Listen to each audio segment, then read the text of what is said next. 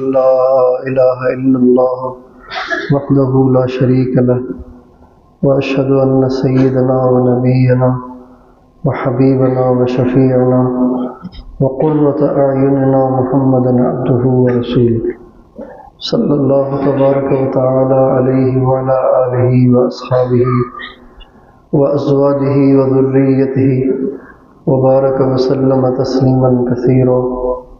أما بعد فأعوذ بالله من الشيطان الرجيم. بسم الله الرحمن الرحيم. قل إن كان آباؤكم وأبناؤكم وإخوانكم وأزواجكم وعشيرتكم وأموال اقترفتموها وتجارة تخشون كسادها ومساكن ترضونها أحب إليكم من الله ورسوله وجهاد في سبيله فتربصوا حتى يأتي الله بأمره والله لا يهدي القوم الفاسقين. سبحان ربك رب العزة عما يصفون وسلام على المرسلين والحمد لله رب العالمين. اللهم صل على سيدنا محمد وعلى آل سيدنا محمد وبارك وسلم.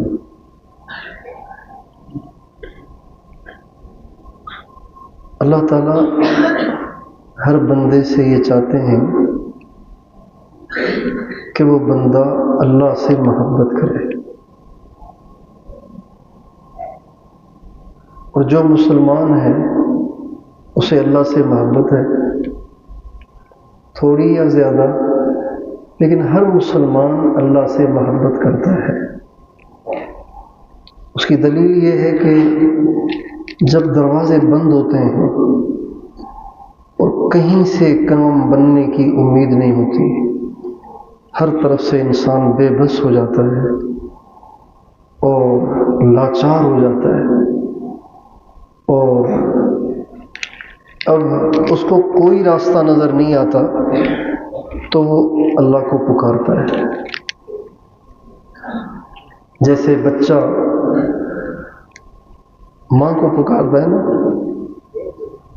اسی طرح مسلمان چاہے کتنا گنہگار کیوں نہ ہو، چاہے کتنا دنیا دار کیوں نہ ہو، لیکن جب لاچار ہو، بے بس ہو، دروازے بند ہوں، اپنے بھی منہ موڑ چکے ہوں، تو پھر اللہ یاد آتا ہے۔ یہ اس بات کی دلیل ہے کہ اللہ تعالیٰ سے کنیکشن کٹا ہوا نہیں، جڑا ہوا ہے۔ لیکن اللہ تعالیٰ کا مطالبہ صرف اتنا ہی نہیں ہے، اللہ تعالیٰ کا مطالبہ اس سے آگے کا ہے۔ ہم سب اللہ سے محبت کرتے ہیں، لیکن اللہ تعالیٰ مطلق محبت نہیں چاہتے، اللہ تعالیٰ چاہتے ہیں سب سے زیادہ محبت۔ اس محبت کا مطالبہ دینداروں سے بھی ہے، دنیا داروں سے بھی ہے۔ اس محبت کا مطالبہ مردوں سے بھی ہے، عورتوں سے بھی ہے۔ اس محبت کا مطالبہ پڑھے لکھوں سے بھی ہے، ان پڑھوں سے بھی ہے، سب سے ہے۔ اتنی مجھ سے محبت کرو کہ سب سے زیادہ ہو۔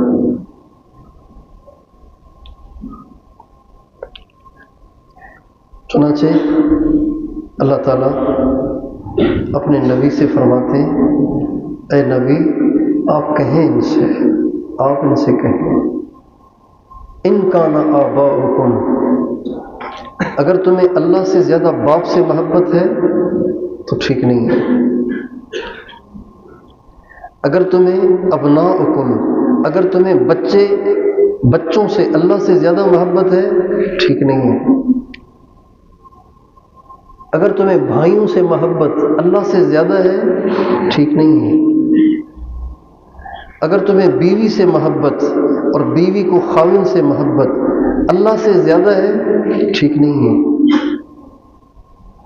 اگر تمہیں اپنے مال سے محبت اللہ سے زیادہ ہے ٹھیک نہیں ہے، اگر تمہیں محبت دکان، کاروبار، ملازمت اور بزنس سے اللہ سے زیادہ ہے تو یہ ٹھیک نہیں ہے۔ اگر تمہیں گھر سے محبت اللہ سے زیادہ ہے تو ٹھیک نہیں ہے۔ ان سب سے زیادہ محبت ہونی چاہیے اللہ سے، اللہ کے رسول سے اور اللہ کے راستے میں جہاد سے۔ اگر نہیں ہے فتربصوا، پھر میں تمہیں دیکھتا ہوں، میں دیکھتا ہوں تمہیں، میں تمہاری خبر لیتا ہوں۔ جب دھمکانا ہو نا تو سزا کو مبہم رکھا جاتا ہے۔ جب کسی اپنے پیارے کو دھمکانا ہوتا ہے نا تو پھر اس کو جو سزا، جس سزا سے اسے ڈرایا جاتا ہے اس کو مبہم رکھا جاتا ہے۔ اللہ تعالیٰ فرماتے ہیں ٹھیک ہے، پھر میں تمہیں دیکھتا ہوں۔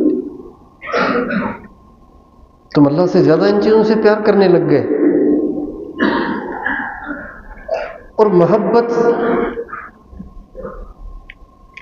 زیادہ کس سے ہے، یہ پہچاننے کے لیے اصولی بات یہ ہے کہ جس کو آپ جس کے مقابلے میں چھوڑ سکتے ہیں تو یہ سمجھ جائیں کہ آپ کو اس سے کم محبت ہے، اور جس کی وجہ سے چھوڑ رہے ہیں اس سے زیادہ محبت ہے۔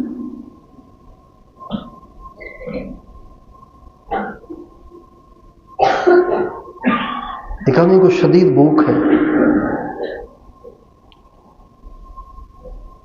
لیکن ہے کنجوس، دل کرتا ہے کہ پیسہ خرچ نہ ہو، لیکن بھوک نے اتنا ستایا کہ بالآخر ہوٹل پہ چڑھ ہی گیا، اور دل تو نہیں چاہ رہا تھا لیکن پیسے کاؤنٹر پہ نکال کے دے ہی دیے کہ 1 پلیٹ سالن کی اور 2 روٹی۔ تو یہ اس بات کی دلیل ہے کہ پیسوں سے محبت بہت ہے لیکن اپنی جان سے محبت پیسوں سے زیادہ ہے۔ اس لیے کہ مجبوری میں جب دونوں چیزوں کا تقابل ہوا تو پیسے قربان کر دیے، جان بچا لی۔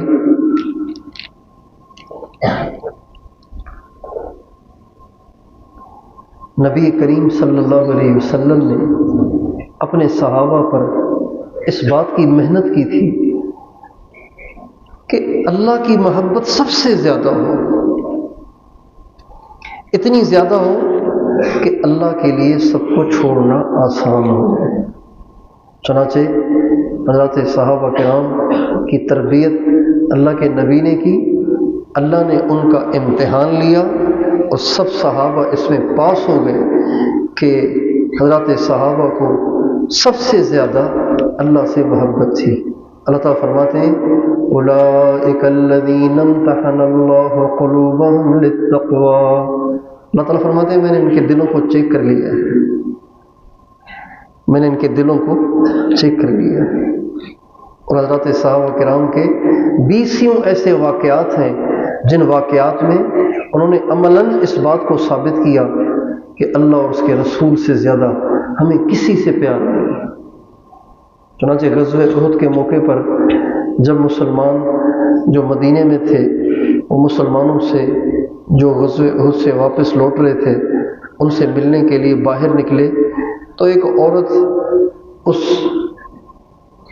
آنے والوں میں ایک عورت تھی،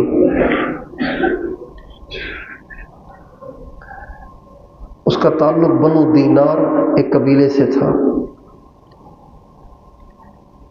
چونکہ عبداللہ ابن قمیہ نے اور عتبہ ابن ابی وقاص نے ہمارے نبی کو شدید زخمی کر دیا تھا جس سے آپ بے ہوش بھی ہو گئے تھے، اور اس کی خبر بھی اڑ گئی تھی کہ اللہ کے نبی شہید ہو گئے، تو یہ افواہ مدینے میں بھی پہنچ گئی تھی، تو مدینے والے بڑے پریشان تھے۔ تو یہ عورت دیوانگی کے عالم میں مدینے سے نکل کر اور لوٹنے والے مسلمانوں سے مل رہی تھی، اور آگے بڑھ کر پوچھا کہ حضور ٹھیک ہے، حضور کا کیا حال ہے؟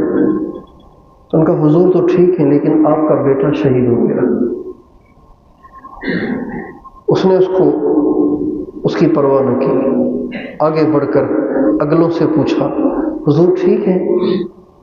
تو کہا ہاں آپ کا باپ شہید ہو گیا، حضور ٹھیک ہے۔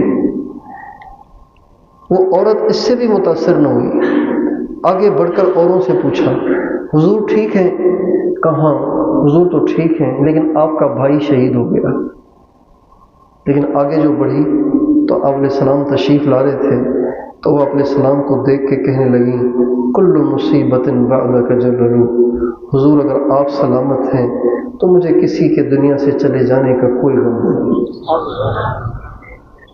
میرے لیے باپ کی موت، بھائی کی موت، لخت جگر کی موت میرے لیے قابل برداشت ہے اگر آپ سلامت ہیں۔ آپ علیہ السلام مدینہ منورہ جب ہجرت کر کے تشریف لائے تو مدینے کے جو رہائشی تھے وہ آپ سے ملنے کے لیے آ رہے تھے، تحفے طائف لا رہے تھے اور آپ سے ملنے آ رہے تھے، آپ کی زیارت کے لیے آ رہے تھے۔ حضرت ام سلیم رضی اللہ تعالیٰ عنہ آپ کی خدمت میں حاضر ہوئیں اور کہا یا رسول اللہ، مدینے کے لوگوں نے آپ کو بہت تحفے طائف دیے ہیں، میں بہت غریب عورت ہوں، میرے پاس کوئی تحفہ وغیرہ نہیں ہے، میں آپ کو کوئی مالی تحفہ نہیں دے سکتی، اللہ نے مجھے بیٹا دیا ہے 8 سال کا، میرے پاس اس کے سوا کچھ نہیں ہے، میں اس بیٹے کو آپ کو ہدیتاً پیش کرتی ہوں۔ ان کا نام تھا انس بن مالک رضی اللہ تعالیٰ عنہ۔ 10 سال انہوں نے ہمارے نبی کی خدمت کی۔ ان ملنے والوں میں ایک صحابی تھے حضرت طلحہ بن برا، وہ جب آپ سے ملنے آئے تو آپ سے گلے لگ کر آپ کو بہت زیادہ چوم رہے تھے، آپ سے محبت کا اظہار کر رہے تھے، تو آپ نے فرمایا طلحہ تمہیں مجھ سے بہت زیادہ محبت ہے؟ کہاں یا رسول اللہ؟ فرمایا ٹھیک ہے پھر جاؤ اپنی ماں کی گردن کاٹ کے لے آؤ۔ جو ہی آپ علیہ السلام نے ان سے یہ فرمایا تو اتنی پھرتی سے وہ انہوں نے دوڑ لگائی اپنی ماں کی گردن کاٹنے کے لیے کہ اگر تھوڑی سی بھی اللہ کے نبی تاخیر کرتے تو طلحہ ماں کا سر بھی کاٹ کے سرکار کے پاس پیش کرے۔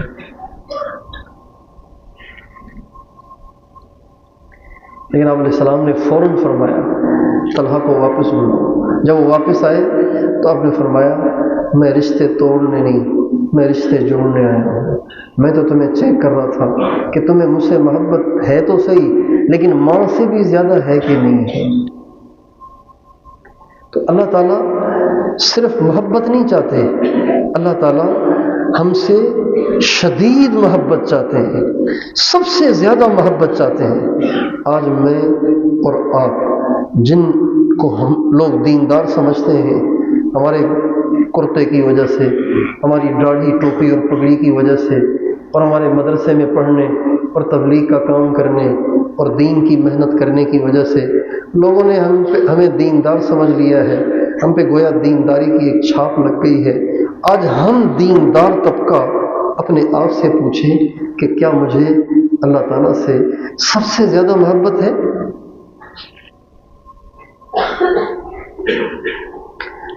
اگر اللہ تعالیٰ سے سب سے زیادہ محبت ہے تو اللہ کے لیے ہر خواہش کو چھوڑنا آسان ہوگا۔ دل تو چاہتا ہے خوبصورت چہرے دیکھنے کو، لیکن چونکہ اللہ ناراض ہوتا ہے لہٰذا میں نے خوبصورت چہرے دیکھنا چھوڑ دی۔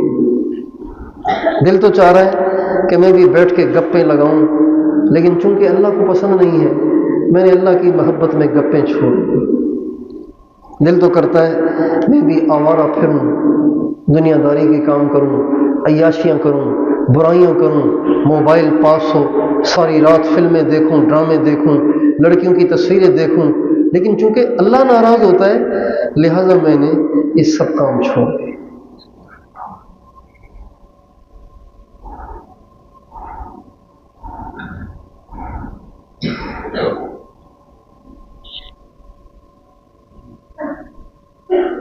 ترکت ہوا لیلا و سودا بے منزل، چھوڑ دی میں نے ساری محبتیں، چھوڑ دی میں نے ساری چاہتیں، اور میں نے سب سے علیحدگی اختیار کر لی صرف اس لیے کہ یہ باتیں اللہ کو ناپسند ہیں۔ اس کو کہتے ہیں اللہ تعالیٰ سے شدید محبت۔ اگر اس کسوٹی پر ہم اپنے آپ کو پرکھیں گے تو ہم اللہ تعالیٰ سے اپنے آپ کو بہت دور پائیں گے۔ کیا میں اپنی خواہشات کو اللہ تعالیٰ کی محبت میں چھوڑنے لگ گیا ہوں؟ کیا میں اذان سن کر سارے کام چھوڑ چھاڑ مسجد میں آ کر پہلی صف میں آ کر نماز کا انتظار کرنے لگ گیا ہوں؟ کیا جب اللہ تعالیٰ آدھی رات کو اپنا عرش لے کے پہلے آسمان پہ تشریف لاتے ہیں اور آ کے فرماتے ہیں هل من داع فاستجیب له هل من سائل فاعطیہ هل من مستغفر فاغفر له، ہے کوئی دعا کرنے والا، ہے کوئی توبہ کرنے والا، ہے کوئی گناہوں کی معافی چاہنے والا؟ اللہ تشریف لائے ہوئے ہیں پہلے آسمان پہ اور میں سو رہا ہوں، تو اس کا مطلب ہے اللہ تعالیٰ سے محبت کے دعوے میں جھوٹا ہوں، مجھے نیند سے زیادہ محبت ہے بنسبت اللہ کے۔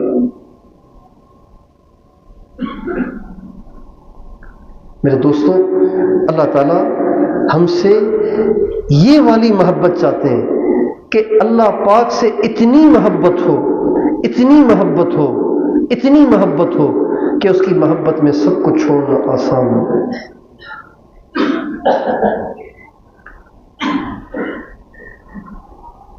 حضرات صحابہ کرام کی زندگیاں اس پر شاہد ہیں، انہوں نے اللہ کی محبت میں کیا کیا پاپڑ بیلے، کیا کیا تکلیفیں اٹھائیں۔ عمار کے ساتھ کیا ہوا، ان کے والد گرامی یاسر کے ساتھ کیا ہوا، ان کی والدہ محترمہ حضرت سمیہ کے ساتھ کیا ہوا، لیکن مجال ہے کہ وہ اپنے موقف سے ہٹے۔ حضرت بلال کے ساتھ کیا ہوا، لیکن مجال ہے کہ وہ اپنے موقف سے ہٹے۔ حضرت خباب کے ساتھ کیا ہوا، لیکن مجال ہے کہ وہ اپنے موقف سے ہٹے۔ حضرت زنیرہ کے ساتھ کیا ہوا، مجال ہے کہ وہ اپنے موقف سے ہٹے۔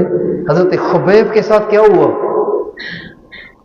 ان کو سولی چڑھا رہے تھے، ابو سفیان نے آ کے پوچھا کہ ایک بات تو بتاؤ، کیا اگر تمہاری جگہ محمد کو سولی چڑھا دے تو تمہیں خوشی ہوگی کہ شکر جان بچ گئی؟ اگر تمہاری جگہ حضرت محمد صلی اللہ علیہ وسلم کو سولی چڑھا کر تمہاری جان بخشی ہو جائے، تمہیں خوشی ہوگی اس سے؟ کہ نہیں، کیا کہہ رہے ہو تم، کیا کہہ رہے ہو تم، بہت بڑی بات کہہ رہے ہو تم۔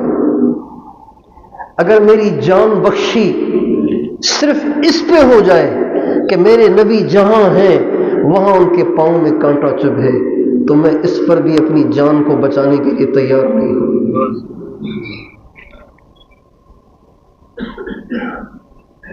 کانٹا چبھے سرکار کے پاؤں میں اور میری جان بخشی ہو جائے، مجھے یہ بھی گوارا نہیں۔ حضور کے پاؤں میں کانٹا نہ چبھے، چاہے اس کے عوض میں سولی ہی چڑھ جاؤں اور میری جان ہی چلی جائے۔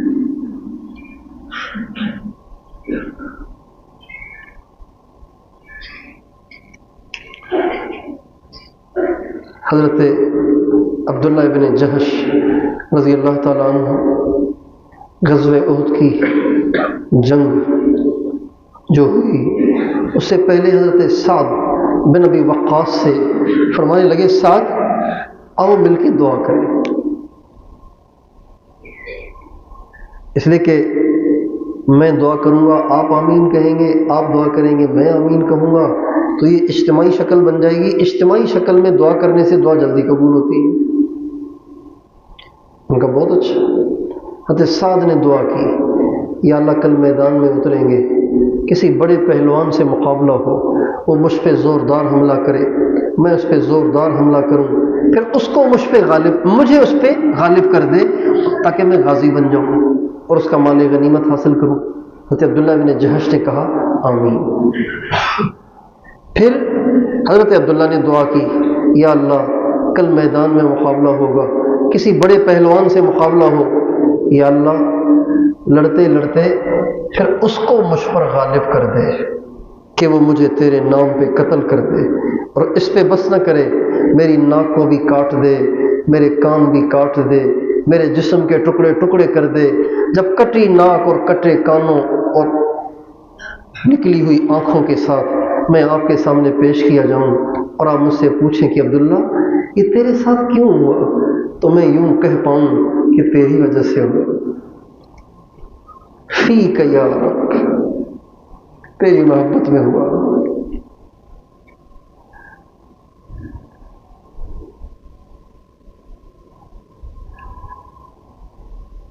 والذین آمنوا اشد حبا للہ، اللہ تعالیٰ نے ایمان والوں کی اس آیت میں ایک ہی صفت بتائی ہے، اور وہ یہ ہے کہ ایمان والے اللہ پاک سے شدید ترین محبت کرتے ہیں۔ اشد حبا، اشد اس میں تفضیل ہے، یعنی سب سے زیادہ محبت کرتے ہیں اللہ سے۔ دوسرے الفاظ میں یوں کہیں کہ ایمان والے اللہ تعالیٰ کے دیوانے ہوتے ہیں۔ ایمان والے کیا ہوتے ہیں؟ اللہ تعالیٰ کے دیوانے ہوتے ہیں۔ بس اللہ کا نام آتا ہے تو وہ وجد میں آ جاتے ہیں، اللہ کا تذکرہ ہو انہیں مزہ آ جاتا ہے، اللہ کی باتیں ہوں تو وہ ہر طرف سے کٹ کر اسی میں محو اور مستغرق ہو جاتے ہیں۔ اللہ کا حکم آ جائے تو وہ کانٹوں پہ چل کر بھی، انگاروں پہ چل کر بھی اسے پورا کرتے ہیں۔ اگر اللہ کی طرف سے نہیں آ جائے تو وہ اپنی پسند سے پسند تر چیز کو بھی چھوڑ دیتے ہیں، اس لیے کہ اللہ کا حکم آ گیا، اللہ کی نہیں آ گئی ہے۔ اللہ تعالیٰ سے اتنی محبت۔ حضرت شبلی رحمۃ اللہ علیہ ہمارے بزرگوں میں سے ایک بزرگ گزرے ہیں، آپ نے بہت واقعات ان کے فضائل اعمال، فضائل صدقات ان میں سنے ہوں گے۔ حضرت شیخ الحدیث قطب الاقطاب مولانا محمد زکریا صاحب نے اپنی کتاب میں ان کے بہت واقعات لکھے ہیں، اکابر صوفیہ میں سے ہیں۔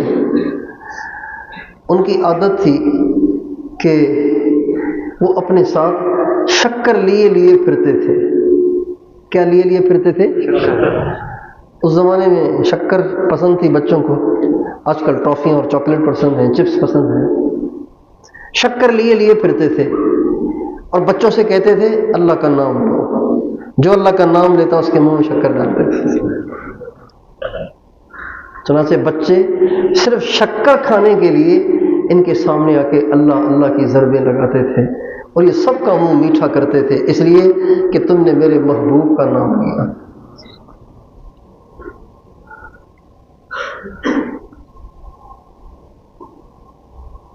اجد الملامت فی ہواک لذیذۃ حبا لذکرک فلیلمن اللوم۔ ایک شاعر، ایک عاشق اپنی محبوبہ سے کہہ رہا ہے کہ لوگ جب مجھے تیری محبت کے طعنے دیتے ہیں نا تو مجھے بہت مزہ آتا ہے۔ وہ تو مجھے جلانے کے لیے باتیں کرتے ہیں لیکن میں مزے لیتا ہوں، اس لیے کہ جب تانے دیتے ہیں تو ان تانوں میں تیرا نام بھی لیتے ہیں، تو وہ تانے دیتے رہتے ہیں، میں تانوں کی طرف تو توجہ نہیں کرتا، میں تیرے نام کو سن سن کے مزے لیتا رہتا ہوں۔ اجد الملامت فی ہواک لذیذۃ حبا لذکرک فلیلمن اللوم۔ لہذا اب میں تانے والوں سے گھبراتا نہیں ہوں، بلکہ میں تانا دینے والوں سے، لام تان کرنے والوں سے کہتا ہوں اور کرو تاکہ مزہ آئے۔ اللہ تعالیٰ سے ایسی محبت ہو کہ اس کے نام میں مزہ آئے، اس کے سامنے کھڑے ہونے میں مزہ آئے، اس سے مانگنے میں مزہ آئے، اس کے تذکرے سننے میں مزہ آئے، اور اس کی محبت میں اس کی ناپسندیدہ چیزوں کو چھوڑنے میں مزہ آئے۔ بہت سے کام ہمیں پسند ہوتے ہیں لیکن وہ اللہ کو ناپسند ہیں، تو اللہ کی محبت میں انہیں چھوڑ دینا، یہ محبت کا تقاضا ہے۔ اللہ تعالیٰ فرماتے ہیں کہ جن کو مجھ سے اس درجے کی محبت نہیں ہے نا، اس درجے کی محبت جن کو مجھ سے نہیں ہے وہ فاسق ہیں۔ وہ کیا ہیں بتائیے؟ واللہ لا یہدی القوم الفاسقین۔ اور فساق کو سیدھا راستہ نہیں ملتا، وہ بھٹکتے ہی رہتے ہیں، وہ حیران سرگردان ہی رہتے ہیں، اس لیے کہ انہوں نے میرے غیر سے زیادہ محبت کی ہوئی ہے، مجھ سے کم محبت کی ہوئی ہے۔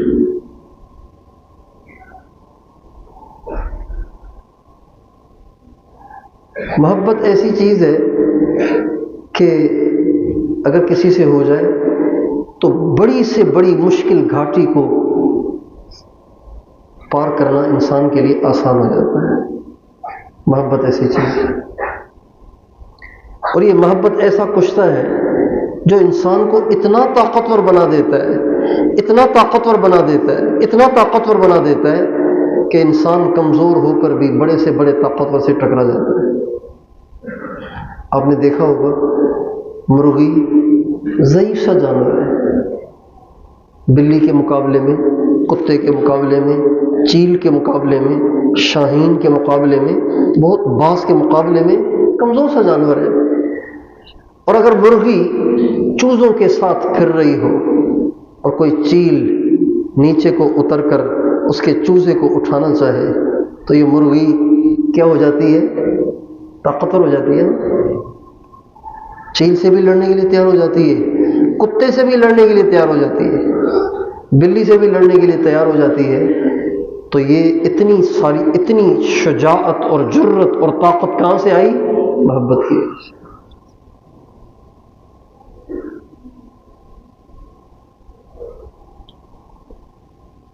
سب سے زیادہ محبت کی جو عظیم الشان مثال ہے ہمارے معاشرے میں وہ ماں ہے۔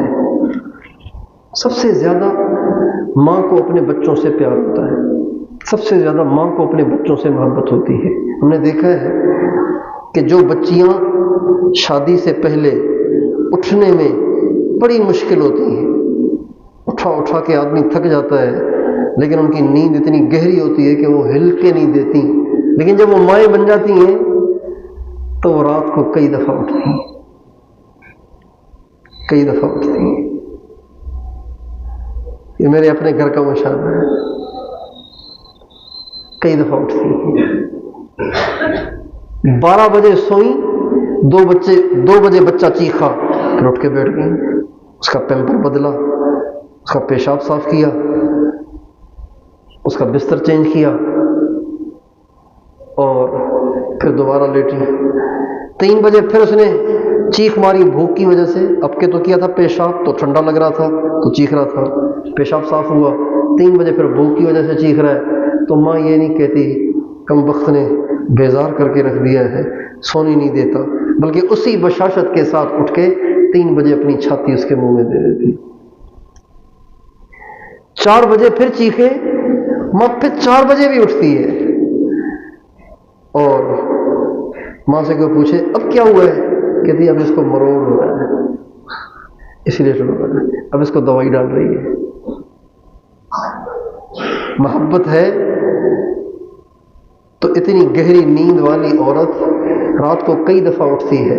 محبت نہیں ہے، اللہ سے محبت نہیں ہے، ساری رات بڑے مردار سوتے رہتے ہیں، فجر میں بھی آنکھ نہیں کھلتی۔ تہجد میں تو کیا آنکھ کھلے، فجر میں بھی آنکھ نہیں کھلتی۔ میرے دوستو، اللہ پاک کی محبت کو حاصل کرنا فرض عین ہے، اس لیے کہ یہ ذریعہ ہے پورے دین پر چلنے کا، پورے دین پر چلنے کا ذریعہ ہے اللہ تعالیٰ سے شدید محبت کا پیدا ہونا۔ جتنے بزرگوں نے آج تک اللہ تعالیٰ کو راضی کیا ہے، اللہ تعالیٰ کے لیے قربانیاں کی ہیں، اللہ تعالیٰ کے لیے مجاہدے اور ریاستیں کی ہیں، اللہ تعالیٰ کے لیے اپنی جان کی، اپنی مال کی، اپنی عزت آبرو، اپنی اولاد کی بازیاں لگائی ہیں، یہ سب اللہ سے محبت کی وجہ سے۔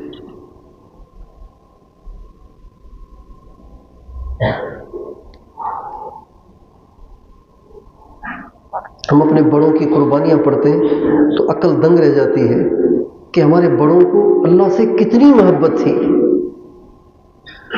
شیخ العرب والعجم، شیخ الاسلام حضرت مولانا سید حسین احمد صاحب مدنی نور اللہ مرقدہ نے ایک دفعہ کراچی میں ایک اجلاس ہوا۔ اجلاس اس پر ہوا کہ انگریز نے بہت سارے مسلمانوں کو اپنی فوج میں بھرتی کرنا شروع کر دیا، اور مسلمان بھی بیچارے سیدھے سادے بولے بالے بھرتی ہونا شروع ہو گئے۔ تو علماء نے ایک اجلاس رکھا جس میں اس کا حل سوچنے کے لیے کوئی قرارداد پاس کرنا چاہا کہ عوام الناس کو کیسے سمجھایا جائے اور کیسے بتایا جائے کہ انگریز کی فوج میں بھرتی ہو کر اسلام کا نقصان کرنے میں ان کا تعاون کرنا ٹھیک نہیں ہے۔ چنانچہ جب وہ اجلاس ہوا تو اس اجلاس کے جو صدر تھے وہ حضرت شیخ الہند کے جانشین حضرت مولانا سید حسین احمد صاحب مدنی تھے۔ حضرت مدنی حضرت شیخ الہند کے جانشین تھے، بیٹے نہیں تھے، جانشین تھے، تحریک آزادی کے سپہ سالار تھے۔ جب اجلاس ہوا تو اسی اجلاس کے اندر حضرت مولانا حسین احمد مدنی رحمۃ اللہ علیہ نے یہ کہہ کر اس اجلاس کو وائنڈ اپ کیا، ختم کیا کہ میں اس بات کا فتویٰ دیتا ہوں کہ انگریز کی فوج میں بھرتی ہونا حرام ہے، ناجائز ہے، اور اس بات کی اشاعت بھی کر دی۔ ہر جگہ اس کے تار بھی بھیج دیے۔ اس زمانے میں تار بھیجے جاتے تھے، جیسے آج کل میسیجز جاتے ہیں، تار بھیجے جاتے تھے۔ ہر طرف اس کی تشہیر بھی کر دی کہ انگریز کی فوج میں بھرتی ہونا حرام ہے، ہندوستان کے مسلمانوں کو جاننا چاہیے۔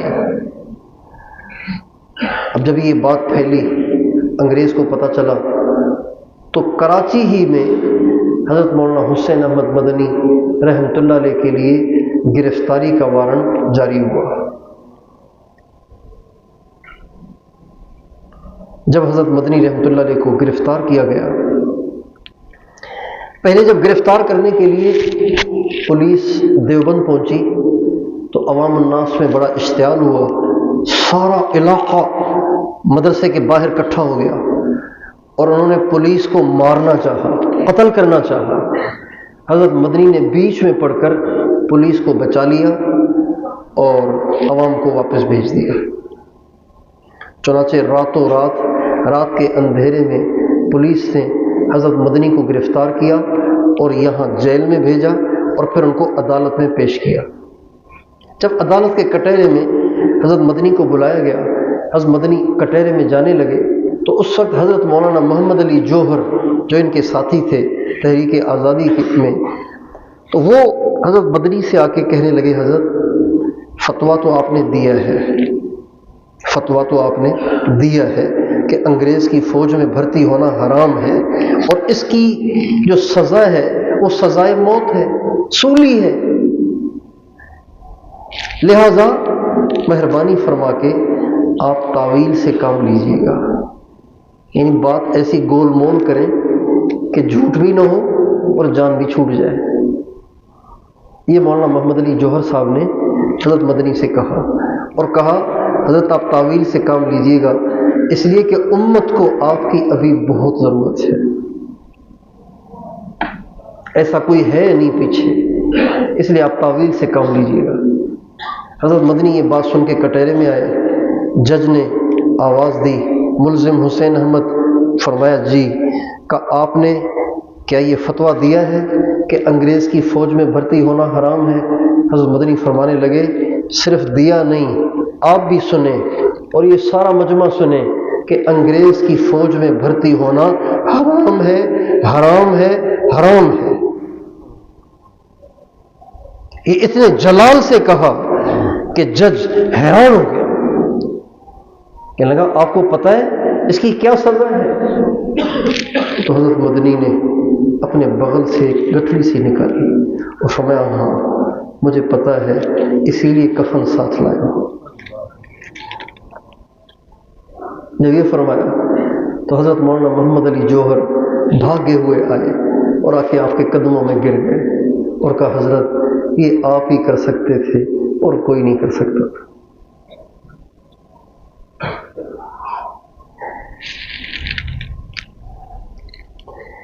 اتنی جرت، اتنی شجاعت، ایسی دلیری، یہ سب اللہ تعالیٰ سے محبت کے کرشمے ہیں۔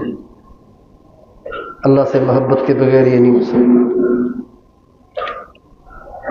حضرت شیخ الہند رحمۃ اللہ علیہ کے جب انتقال کا وقت آیا تو آپ چونکہ طلبہ ہیں اس لیے میں اپنے اکابر کی بات سنا رہا ہوں. عوام الناس کو ہم اپنے اکابر کی باتیں نہیں سناتے اس لیے کہ انہوں نے سمجھنی نہیں ہے اور وہ ان کو جانتے ہی نہیں کہ وہ کون تھے. حضرت شیخ الہند رحمۃ اللہ علیہ آخری وقت تھا اور بے ہوشی کی سی کیفیت تھی، آنکھیں بند تھیں. ایک ان کے شاگرد سمجھ رہے تھے لوگ کہ اب آخری وقت ہے تو بیٹھ کے ان کے سرہانے یاسین شریف پڑھ رہے تھے. تو تھوڑی دیر میں حضرت شیخ الہند نے آنکھیں کھولی اور آنکھیں کھول کر 3 دفعہ زور سے کہا اللہ اللہ اللہ. پھر آنکھیں بند کر لی اور چہرے پہ اداسی چھا گئی، پریشانی سی چھا گئی. تو جو شاگرد عالم تھے جو یاسین شریف پڑھ رہے تھے انہوں نے کہا حضرت کیا آپ موت کی وجہ سے پریشان ہو رہے ہیں؟ تو حضرت نے آنکھیں کھولی اور فرمایا نہیں، موت سے نہیں گھبرا رہا، بلکہ جب سے ہوش سنبھالا ہے تب سے یہ خواہش رہی کہ مروں تو میدان کارزار میں مروں اور اس حال میں مروں کہ سر کہیں ہو اور دھڑ کہیں ہو، پریشان اس پہ ہوں کہ صحیح سلامت ہوں اور بستر پہ مر رہا ہوں. یہ جذبات اور یہ آرزوئیں اور یہ تمنائیں یہ اللہ کی محبت کا کرشمہ ہے.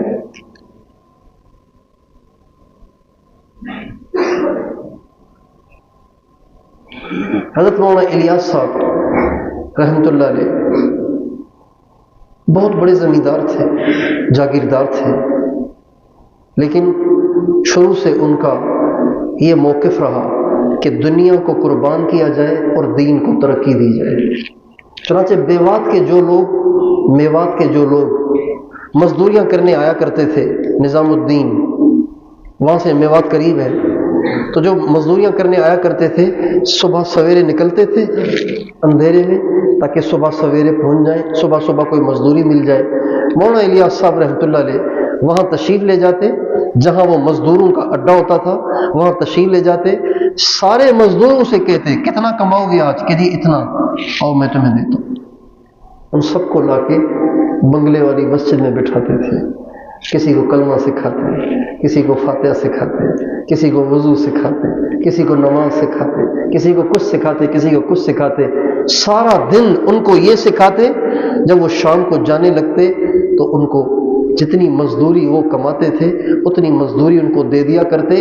اور دن میں دوران تعلیم ان کو جو ضرورت پیش آتی تو اس کے لیے حضرت نے ایک جگہ بنائی ہوئی تھی جہاں پہ وہ جا کر اپنی ضرورت سے فارغ ہوتے. جب یہ سارے چلے جاتے اور رات ہو جاتی، اندھیرا ہو جاتا، تو مولانا الیاس صاحب ان کے پاخانے کو اپنے ہاتھوں سے اٹھا کے جا کے باہر پھینک آتے اور پھر آ کے پاک صاف ہو کر ہاتھ دھو کر آ کے 2 رکعت شکرانے کی پڑھتے کہ اللہ تیرا شکر ہے کہ تو نے الیاس جیسے گناہ گار کو اپنے مہمانوں کا پاخانہ اٹھانے کی سعادت دی. یہ سب اللہ سے محبت کے کرشم ہیں. اتنا لگایا کہ گھر میں فاقے آنا شروع ہو گئے. تو ایک دفعہ تو ایسا فاقہ آیا کہ 1 دن 2 دن 3 دن کچھ بھی نہیں ملا. مولانا یوسف صاحب ابھی چھوٹے بچے تھے، ان کو بھی کھانے کو کچھ نہیں مل رہا. تو جب آدمی 2-3 دن تک کھانا نہ کھائے تو اس کے چہرے کا رنگ فک ہوتا ہے کہ نہیں ہوتا؟ اس کا چہرہ کمزور پڑ جاتا ہے کہ نہیں؟ مولانا الیاس صاحب نے اپنی اہلیہ محترمہ سے فرمایا یوسف کو باہر نہ نکالو، کنڈی لگا دو اندر سے، کہیں اللہ کا راز فاش نہ ہو جائے. کہیں اللہ کا راز، بولیے اللہ کا راز. اللہ کی شان. بچہ ہے، کھیلتے کھیلتے کنڈی کھول دی، باہر نکل گئے. تب لوگوں کو پتا چلا کہ مولانا الیاس صاحب کے گھر میں کئی دن سے فاقہ ہے اور کسی کو پتہ ہی نہیں. مولانا الیاس صاحب کو جب پتا چلا کہ یوسف باہر آ گیا ہے، لوگوں کو پتا چل گیا ہے کہ ان کے گھر میں فاقہ ہے، تو بہت روئے اور فرمانے لگے ہائے میں نے تو بہت چھپانے کی کوشش کی لیکن اللہ کا راز فاش ہی ہو گیا۔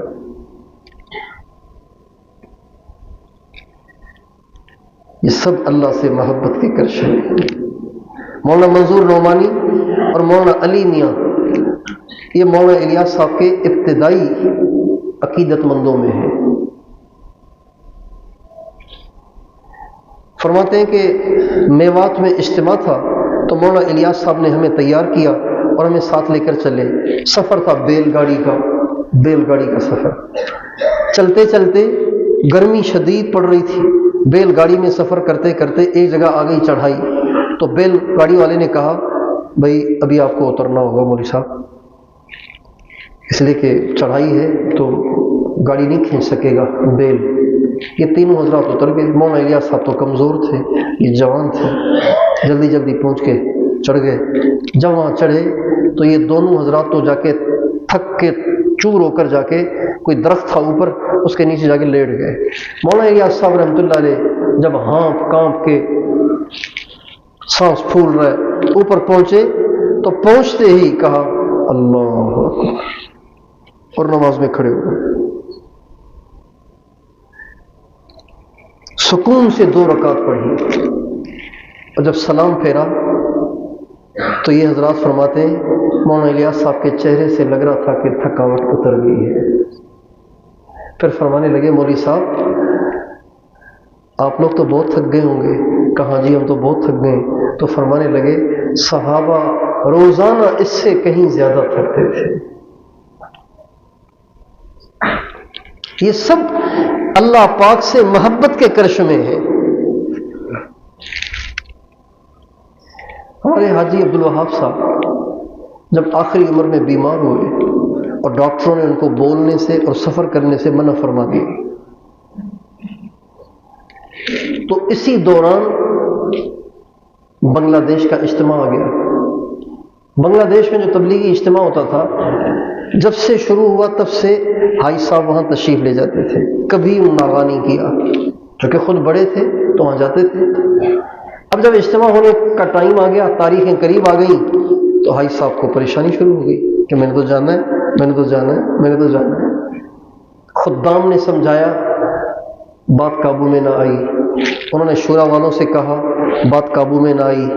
بالآخر بڑے بزرگوں کی ایک جماعت بنائی گئی جو حاج صاحب کی خدمت میں حاضر ہوئی اور کہا، ان میں متکلم تھے حضرت مولانا احسان الحق صاحب، رائے کے بزرگوں میں سے حضرت شیخ کے خلیفہ ہیں اور ان کے شاگرد رشید ہیں۔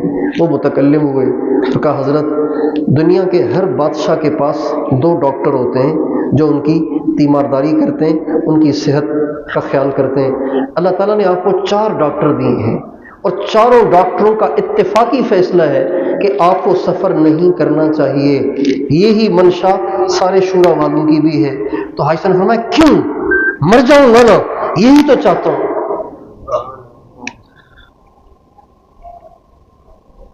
مر جاؤں گا نا، یہی تو چاہتا ہوں۔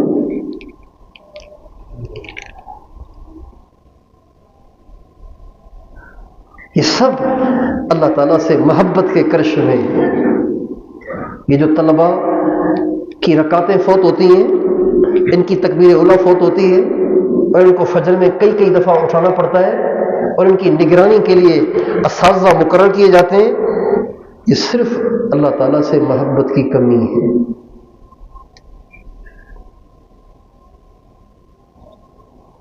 اللہ تعالیٰ سے محبت ہوگی نا تو پھر آپ کو اٹھانا نہیں پڑے گا۔ ہمارے حاج صاحب سناتے تھے کہ ایک بہو نے کہا اپنی ساس سے، وہ امید سے تھی، پیٹ میں حمل تھا، اپنی ساس سے کہا امی جب بچہ جننے کا وقت آئے تو مجھے اٹھا دینا، ایسے نہ میں سوتی رہوں، میری نیند بہت گہری ہے۔ جب بچہ جننے کا وقت آئے تو مجھے جگہ دینا، اس لیے کہ میری نیند بہت گہری ہے۔ تو ساس نے کہا بیٹی وہ جب وقت آئے گا نا تو تجھے جگانا نہیں پڑے گا بلکہ تو اوروں کو جگائے گی۔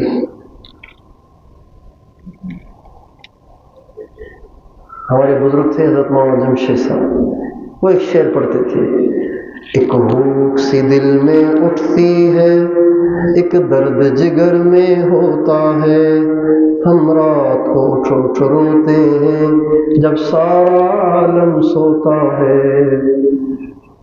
ایک بھوک سی دل میں اٹھتی ہے، ایک درد جگر میں ہوتا ہے، ہم رات کو اٹھ اٹھ روتے ہیں جب سارا عالم سوتا ہے۔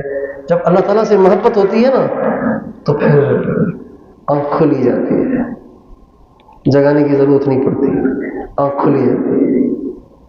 میرے دوستو، نوجوانوں، آپ ابھی نوجوان ہیں، ابھی سے اللہ سے محبت کرو۔ بڑھاپے میں تو آدمی محبت کر ہی لیتا ہے، اس لیے کہ جانے کا ٹائم قریب ہوتا ہے تو محبت کیے بغیر چارہ نہیں ہوتا، باقی محبتوں کے تو قابل ہی نہیں رہتا۔ یہ زمانہ ہے کہ آپ سارے دنیا کے حسینوں سے منہ موڑ کر، ساری خواہشات سے منہ موڑ کر، سارے جذبات سے منہ موڑ کر، ساری آرزوؤں سے منہ موڑ کر اس بات کا ثبوت دیں، یا اللہ مجھے تو صرف آپ چاہیے، مجھے کچھ نہیں چاہیے۔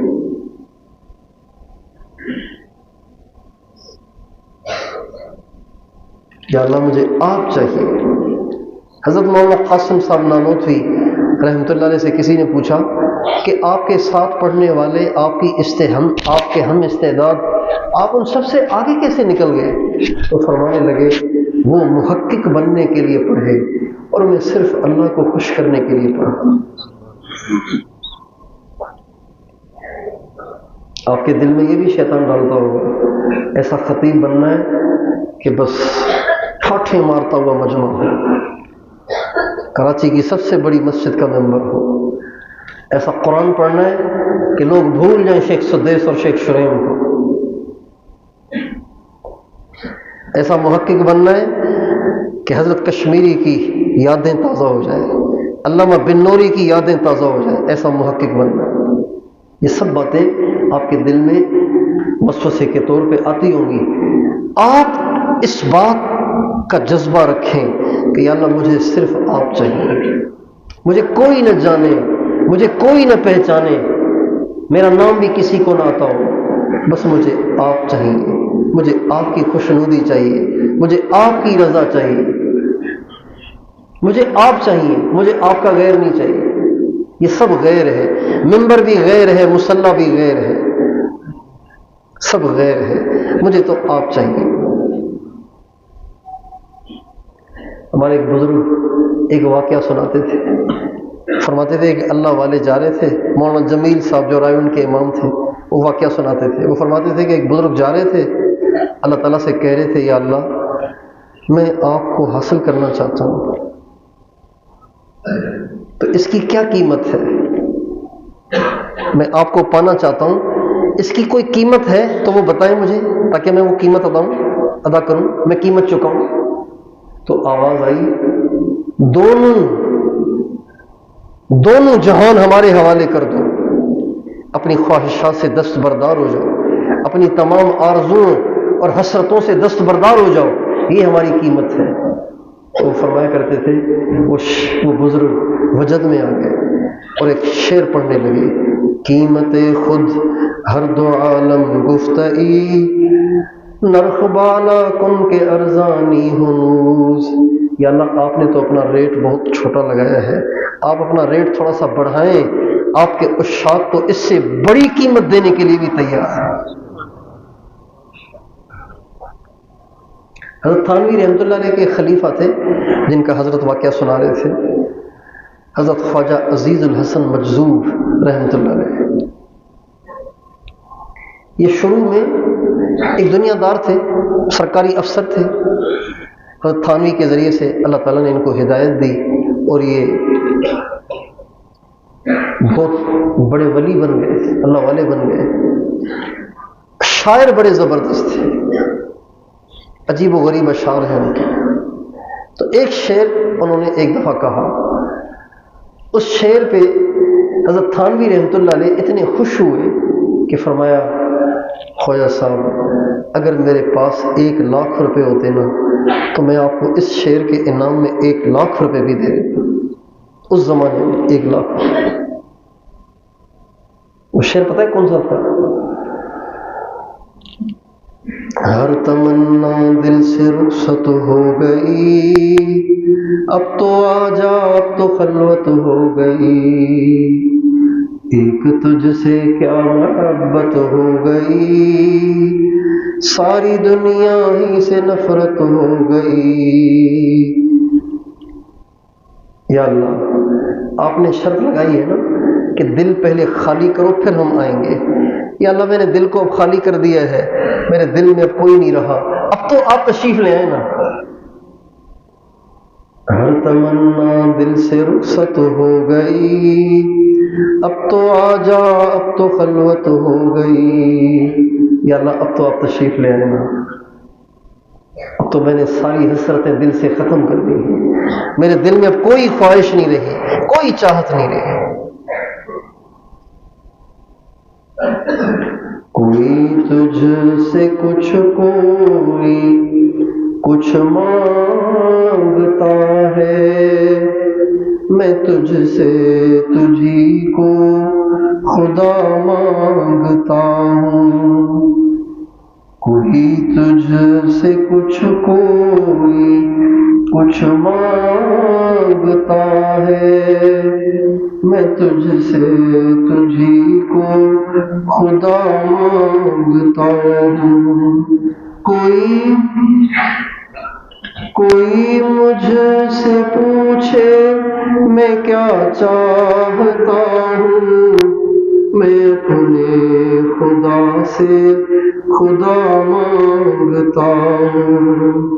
ہو جائے میرا میں ہو جاؤں اس کا، یہی رات دن میں دعا مانگتا ہوں۔ کوئی اللہ سے گاڑی مانگتا ہے، کوئی کوٹھی مانگتا ہے، کوئی خوبصورت بیوی مانگتا ہے، کوئی امتحان میں فرسٹ آنا مانگتا ہے، مگر یا اللہ میں تو آپ سے صرف آپ ہی کو مانگتا ہوں، آپ مجھے مل جائیں بس، اور مجھے کچھ نہیں چاہیے۔ تو کیا خیال ہے، اللہ تعالیٰ سے محبت کریں گے؟ تھوڑی کریں گے، زیادہ کریں گے؟ زیادہ کریں گے یا بہت زیادہ؟ بہت زیادہ کریں گے کہ یا سب سے زیادہ؟ ہم لوگ یمن میں تھے، ایک مسجد میں ہم نے عشاء کی نماز پڑھی، گزر رہے تھے، عشاء کی نماز ہم نے پڑھی، تو میرے پاس ایک بچے نے نماز پڑھی، وہ بچہ ہوگا کوئی 6-7 سال کا، تو ہمیں بھی بہت عرصہ ہوا تھا گھر سے نکلے ہوئے، تو اپنے بچے بھی یاد آ رہے تھے، تو میں نے ایسے ہی اس بچے سے چھیڑ چھاڑ کی، میں نے کیا نام ہے، اسے نام بتایا، ابو کا کیا نام ہے، نام بتایا، میں نے کہا آپ کو حضور سے محبت ہے؟ اتحب النبی؟ تو اس بچے نے خلاف توقع لہجے اور خلاف توقع الفاظ سے جواب دیا۔ بظاہر تو میرا خیال یہ تھا، وہ کہتا ہاں کیوں نہیں ہے، یہ کوئی بات ہے، اس نے ایسے نہیں کہا۔ میں کہا اتحب النبی؟ تو مجھے ایک دفعہ گھورا کہا بلا، کیوں نہیں، یہ کوئی پوچھنے کی بات ہے؟ میں نے کہا کم، کتنی؟ کہنے لگا کثیر، 6-7 سال کا بچہ، کثیر۔ میں نے کہا تھوڑا سا واضح کرو کتنی؟ تو اس نے کثیر کی یہ کو تھوڑا سا اور لمبا کر دیا، کثیر۔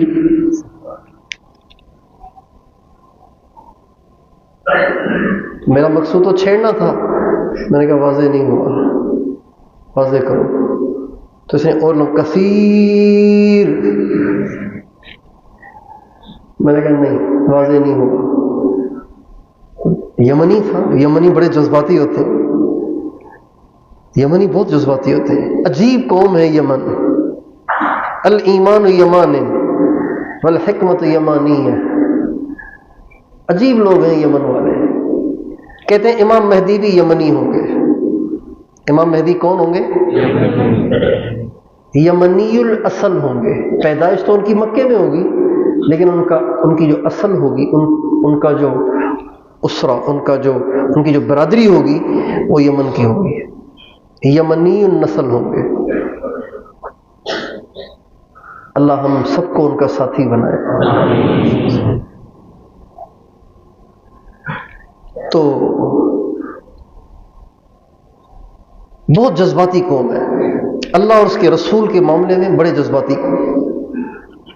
ہم نے کئی جگہ اس کا مشاہدہ کیا کہ جہاں کہیں دو آدمی آپس میں کسی بات پہ بحث شروع ہوئی، اب لڑنے لگے ہیں، اب قریب ہے کہ ایک دوسرے کا گریبان پکڑ لیں، تو تیسرا آتا صلی علی النبی یا اخی صلی علی النبی، او بھائی چھوڑو بات، پڑھو درود۔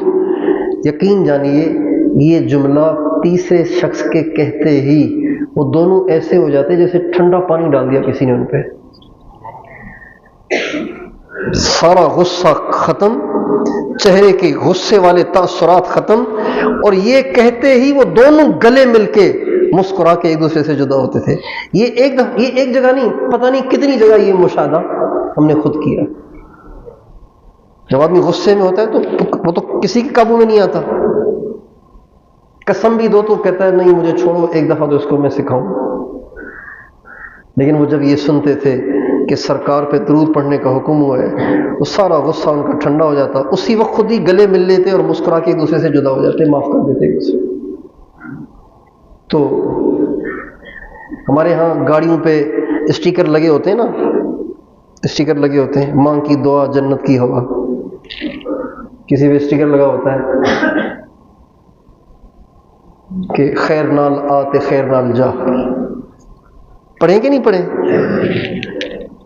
جی آیا نوں سندھ کی بسوں میں لکھا ہوتا ہے بھلی کرے آیا، مختلف چیزیں لکھی ہوتی ہیں، ہر زبان کی اپنی کہاوتیں ہیں جو دنیا دارانہ کہاوتیں، لیکن میں نے شروع سے سفر میں دیکھا کہ ہر گاڑی پہ کوئی عجیب و غریب ہی بات ہوتی تھی۔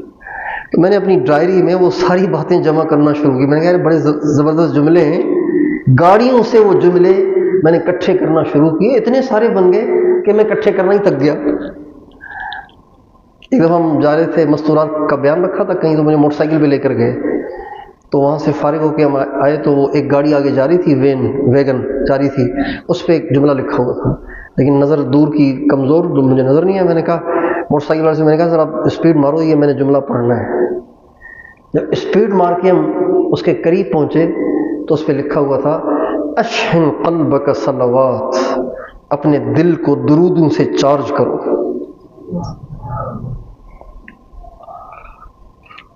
ایک گاڑی پہ لکھا ہوا تھا فدلک یا رسول اللہ، حضور آپ پہ سب کچھ قربان کر دو۔ ایسے لوگ ہیں، نمازی سارے ہیں، پردہ دار ساری عورتیں، بے پردگی ہے ہی نہیں وہاں پہ۔ تو اس بچے سے میں نے کہا واضح کرو، تو اب اس نے دیکھا کہ اتنا لمبا کر دیا میں نے، یہ کو پھر بھی نہیں سمجھ رہا یہ اجمی، تو اس نے قسم کھائی، کہا واللہ اکثر من کل شیء، 6-7 سال کا بچہ، اللہ کی قسم سب سے زیادہ حضور سے محبت ہے۔ تو بھائی آپ اللہ سے سب سے زیادہ محبت کریں گے نا، حضور سے سب سے زیادہ محبت کریں گے نا، حضور کا نام آئے تو ہم تڑپ کے رہ جائیں، اللہ کا نام آئے تو ہم تڑپ کے رہ جائیں، اللہ کا حکم آئے تو ہم ساری دنیا سے بیگانے ہو جائیں۔ اما عائشہ فرماتی ہیں آپ علیہ السلام جب اذان ہوتی تھی تو ہمیں ایسے چھوڑ کے چلے جاتے تھے جیسے آپ ہمیں جانتے ہی نہیں، اور یہ محبت ملتی ہے اہل اللہ کی صحبت سے، یہ پڑھنے پڑھانے سے نہیں ملتی، یہ صحبت میں رہنے سے ملتی ہے۔ ہر چیز کے لیے ایک الگ نظام ہے نا، آپ کے پڑھنے پڑھانے سے بے نمازی نہیں بنیں گے، اس کے لیے تبلیغ ہے، لیکن تبلیغ میں جانے سے ہدایہ کے مسائل نہیں آئیں گے، وہ مدرسے میں پڑھنے سے ہیں۔ اسی طرح اللہ کی جو محبت ہے اللہ سے جو عشق ہے یہ اہل اللہ کی صحبت کے پاس اہل اللہ کی صحبت سے ملتی ہے، یہ یہیں سے ملتی ہے اور کہیں سے نہیں ملتی۔ اللہ تعالیٰ ہمیں اس دولت کو حاصل کرنے کی توفیق عطا فرمائے۔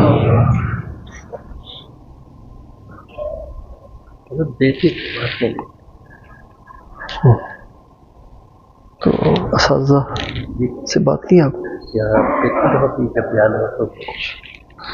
ابھی انشاءاللہ ہم کچھ ساتھی توبہ کے اور بیعت کے کلمات پڑھنا چاہتے ہیں۔ ابھی انشاءاللہ ہم توبہ کے اور بیعت کے کلمات پڑھیں گے۔ ان کلمات کو سچے دل کے